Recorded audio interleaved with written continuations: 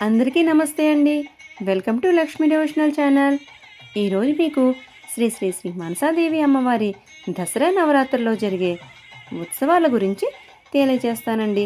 దసరా నవరాత్రుల్లో అన్ని రోజులు అమ్మవారికి ఘనంగా పూజలు జరుగుతాయండి. పూజ చేయించుకునే భక్తులు వారి ఇంటి వద్ద నుండి జలఘటాలను తీసుకుని వస్తారు. ఆ జలఘటాలలోని జలాన్ని స్వయంగా అమ్మవారికి అభిషేకం చేసుకుంటారు. అమ్మవారితో పాటు అమ్మవారి స్వరూపమైన ఉత్సవమూర్తులకు అభిషేకం చేస్తారు. ముందుగా పాలతో అభిషేకం చేస్తారు. అమ్మవారికి పాలతో అభిషేకం చేయడం అత్యంత పవిత్రమైనది.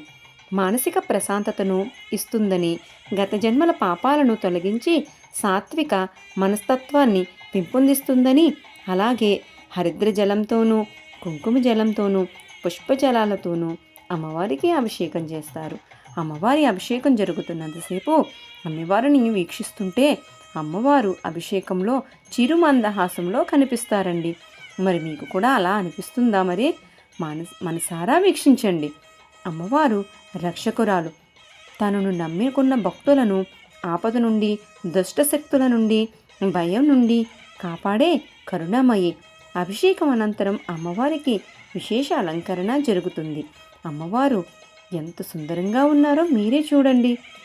అమ్మ దయ ఉంటే అన్నీ ఉన్నట్టే. తరువాత భక్తులు వారి వారి శక్తి కొలది అమ్మవారికి సారెలు సమర్పించుకుంటారు. అమ్మవారి సారెలో చీర, పసుపు, కుంకుమ, గాజులు, పండ్లు సమర్పించుకుంటారు. ఇలా సమర్పించడం వల్ల అమ్మవారి ఆశీస్సులు లభించి ఇల్లు సుఖశాంతులతో వర్ధిల్లుతుందని భక్తుల నమ్మకం. తరువాత అమ్మవారికి విశేష కుంకుమార్చన జరుగుతుంది. అమ్మవారి ప్రార్థన సకల శుభాలను, శక్తిని మరియు ప్రశాంతతను ప్రసాదిస్తుంది. పనులలో విజయాన్ని చేకూరుస్తుంది. తరువాత అమ్మవారికి నైవేద్యం సమర్పించి మంగళహారతి సమర్పిస్తారు.